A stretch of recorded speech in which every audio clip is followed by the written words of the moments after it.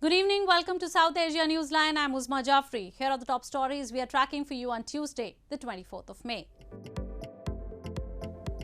Quad leaders vow to stand together for free and open Indo-Pacific with eyes on China. Pakistan government to stop opposition PTI's long march, says Interior Minister Imran Khan rejects ban. And Sri Lanka increases fuel prices to address economic crisis, encourages people to work from home. And now for all the details. The leaders of the Quad grouping, including the US, India, Australia and Japan on Tuesday, agreed to boost cooperation and fight climate change during a summit in Tokyo with an eye on increasingly assertive China in the Indo-Pacific region. Indian Prime Minister Narendra Modi in his remarks said that Quad's mutual cooperation is achieving a free, open and inclusive Indo-Pacific region. Indian Prime Minister Narendra Modi called for a free, open and inclusive Indo-Pacific region during a meeting of the Quad group of countries including the US, India, Australia and Japan in Tokyo on Tuesday. Modi told the Quad leaders how their four nations have joined forces to combat the deadly coronavirus pandemic and called for increased economic cooperation. The summit took place at a time when relations between China and Quad member countries have become tense in the last few years, with Beijing increasingly resorting to coercive trade practices. Apart from boosting cooperation and joining hands to develop infrastructure in the Indo-Pacific region, the grouping also vowed to work together to fight climate change. All the leaders also voiced concerns over the Russia-Ukraine conflict, Japanese Prime Minister Fumio Kishida later told a news conference. Quad के स्तर पर हमारे आपसी सहयोग से एक free, open और inclusive Indo Pacific क्षेत्र को प्रोत्साहन मिल रहा है. Earlier in the day, the four leaders announced the opening of applications for the Quad Fellowship Program that will open the doors for 100 students in their countries to pursue studies in the US in the field of science, technology, engineering and mathematics. Before concluding his two-day visit, Indian Prime Minister Narendra Modi also held separate bilateral meetings with Joe Biden and his Japanese counterpart Kishida and Australia's Anthony Albanese to further strengthen cooperation in trade, investment, technology and defense. Flash floods and landslides in India's northeast Assam state killed at least 25 people and displaced over 650,000 from their homes in the past 10 days, officials said on Tuesday. Authorities have set up 366 relief camps across 20 districts, providing temporary shelter for more than 95,000 people. Chief Minister Himanta Biswa Sarma on Tuesday visited the flood-affected areas to take stock of the prevailing situation in Haflong and Dima Hasao and assured them of remedial measures. Flash floods and landslides in India's northeast Assam state have killed at least 25 people and displaced over 650,000 from their homes in the past 10 days, officials said on Tuesday. The Brahmaputra river burst its banks in the state this month and has inundated 1,800 villages in 26 districts. The floods have also devastated high-yielding summer paddy, leaving hundreds of farmers in a quandary. The farmers used to harvest before the monsoons wreaked havoc in the state in June, but the sudden pre-monsoon floods have come as a bolt from the blue for them. Almost 82,503 hectares of crop areas have been reportedly damaged across the state. Assam Chief Minister Hemant Biswa Sharma on Tuesday visited the flood-affected areas to take stock of the prevailing situation in Haflong and Dima Hasao districts and assured people of rehabilitation.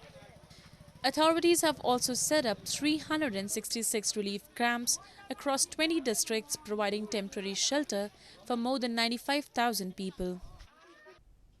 In news from Pakistan, Pakistan's Interior Minister Rana Sanaullah on Tuesday announced that the federal cabinet had decided it would not allow ousted former Prime Minister Imran Khan's PTI to hold its planned long march to the capital, which is due to take place on May 25. Addressing a press conference in Islamabad, Sanaullah said the government would not allow the Pakistan Tehreek-e-Insaf to spread chaos and disorder in the guise of the march, while blaming that Khan wanted to divide the nation. The federal government, as well as the governments of Sindh and Punjab provinces, have decided to impose a ban on gatherings under Section 144 of the Code of Criminal Procedure. Meanwhile, rejecting the ban, Khan said he will lead the biggest procession in Pakistan's history on Wednesday. Addressing a press conference in Peshawar, he instead criticized the ruling PMLN government, saying he has been seeing the Sharif family adopting the same tactics as military dictators since 1985. Khan has called for the march to demand dissolution of assemblies and a date for elections as the South Asian nation continues to slide into political and economic crisis. Moving on. Locals in Gilgit Baltistan have lamented the tourism sector in the region is suffering badly due to poor roads and lack of accommodation for tourists. They have lamented inaction by authorities to bring about development and improve basic infrastructure over the years. The remote Himalayan region of Gilgit-Baltistan is blessed with breathtaking beauty as it features stunning valleys and crystal blue lakes which have a potential to make the region an international tourism hub. Locals have, however, claimed that tourism industry in the illegally occupied region has been witnessing a huge decline due to the government negligence to maintain roads, create provisions for accommodation and other basic infrastructure including transportation and network connectivity. तो यहाँ पे सबसे पहले जो हमारे जो मसला है ये रोड का मसला है। रोड इंतहाई जो है ना ख़राब है। टूरिस्ट जो इस इलाके में आते हैं उनके एक्सेस के लिए मुश्किलात का सामना हो रहा है और उसके अलावा टूरिज़म डिपार्टमेंट की तरफ से होटलिंग के हवाले से भी यहाँ पे बहुत ज़्यादा किल्लत है। सियाहों के ठहरने के लिए या रहने के लिए होटल की भी शदीद जो है ना कमी का सामना हो रहा है। Tourism is the mainstay of the region's economy. Residents blame that Pakistan has been looting natural resources of Gilgit-Baltistan for over past 7 decades but has deprived them of even their basic rights. They claim the agenda is to keep the region underdeveloped. Moving on to news from Sri Lanka.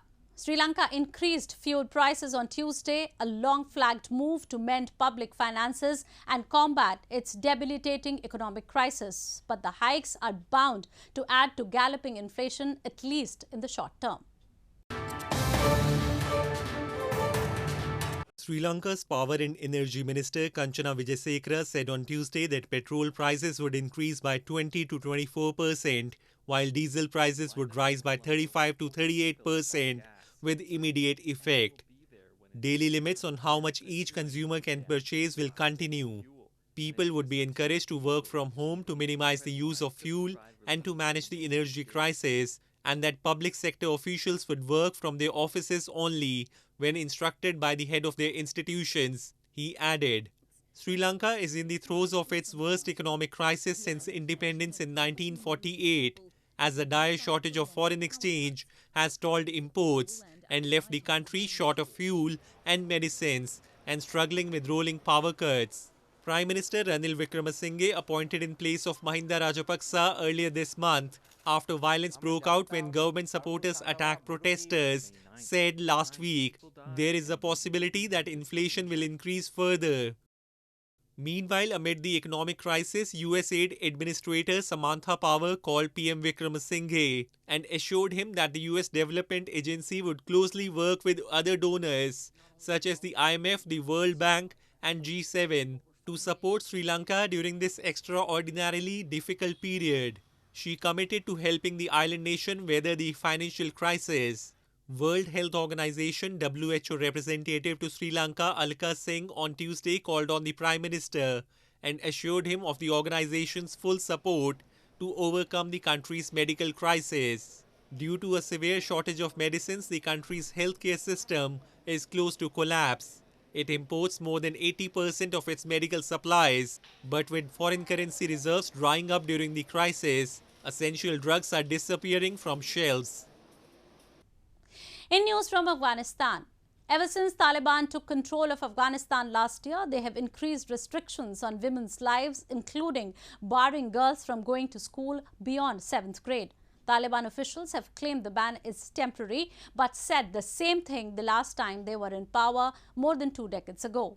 Pupils are longing for a stable country with education for girls.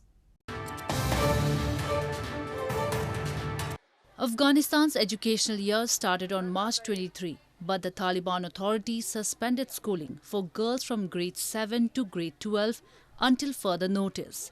12-year-old girl Hafsa is a 5th grader at a school on the outskirts of capital Kabul. She wishes to see stable Afghanistan, where all including girls could go to school and get education. دارم که در وطن ما جنگ خلاص شود تا که دیگه جنگ کشته و خلاص شود. امیدوارم تا درس بخونن و شاگردای خوب باشن تا در آینده چیز شوند که بدرشن. The ban has been largely flayed by Afghans as opposition to girls' education, demanding the reopening of girls' schools for all ages in the country. Although authorities have repeatedly assured that schools for all girls would be reopened, schoolgirls and supporters of the girls' education have called upon the concerned departments to reopen girls' schools as soon as possible. In the impoverished country, many schools have no proper buildings, textbooks, labs or even potable water for students. با ساینس و تکنولوژی کامپیوتر گپا نداریم و کوشش میکنیم که از قسمی که باشه یک صنف کامپیوتر باید داشته باشیم. موضوع لابراتوار گپا نداریم ما. تنها صنف کامپیوتر نداریم. Women's rights made progress after a US-led invasion toppled the Taliban government in 2001, with women getting jobs and proper education. The Taliban says it has changed since its last rule, but in recent months added regulations limiting women's movement without a male chaperone. Older girls are also yet to be allowed back to schools and colleges. Giving a further push to adventure tourism potential of India's Union Territory of Jammu and Kashmir, authorities have started paragliding on the outskirts of Srinagar city, which is attracting a large number of tourists and local enthusiasts. Tourism is an important industry for Jammu and Kashmir, contributing about 7% to its economy. With an aim to boost adventure tourism, authorities in India's picturesque Himalayan territory of Jammu and Kashmir have launched paragliding in the outskirts of Srinagar, which is attracting scores of tourists and locals. Covering a vertical drop of about 2,000 feet, the paragliding begins from Astanmarg top to the Chandrapura ground, providing a thrilling experience of a free flight and mesmerizing bird's eye view with the Zabarwan Hills in the backdrop. Tourists can book the ride online and have to report at the Havan Garden, where dedicated experts brief them about the gear and safety instructions before making the flight. काफ़ी अच्छा रहा, काफ़ी सारे adventures करे और ऊपर से भी काफ़ी अच्छा लगा सारा सीन देख के नीचे का. आना चाहिए लोगों को. जी बिल्कुल आना चाहिए पैराग्लाइडिंग के लिए. थोड़ी सर बहुत ज़्यादा एंजॉय करते हैं इसमें क्योंकि ये राइड भी बड़ा है ना जी, काफ़ी बड़ा राइड है. ऐसे एक्चुअली में बाकी जगह आप देखोगे कोई 5 मिनट का, 3 मिनट का, 2 मिनट, इससे ज़्यादा राइड नहीं होता. यहाँ पे मिनिमम 5, 10, 15 मिनट का राइड है. हाँ जी, तो टूरिस्ट को बहुत ज़्यादा एंजॉय करता है. Tourism is an important industry for Jammu and Kashmir, contributing about 7% to its economy according to government data. Reports suggest tourist arrivals touched a 10-year high this year, with more than 700,000 tourists visiting the region since January to mid-May. Well, that's all we have for you from South Asia this evening. Now our viewers can watch the show on southasianewsline.com. You can also visit us on facebook.com/SAsiaNewsline and follow us on Twitter @SAsiaNewsline. That's all in tonight's edition. We will see you same time tomorrow. Good night.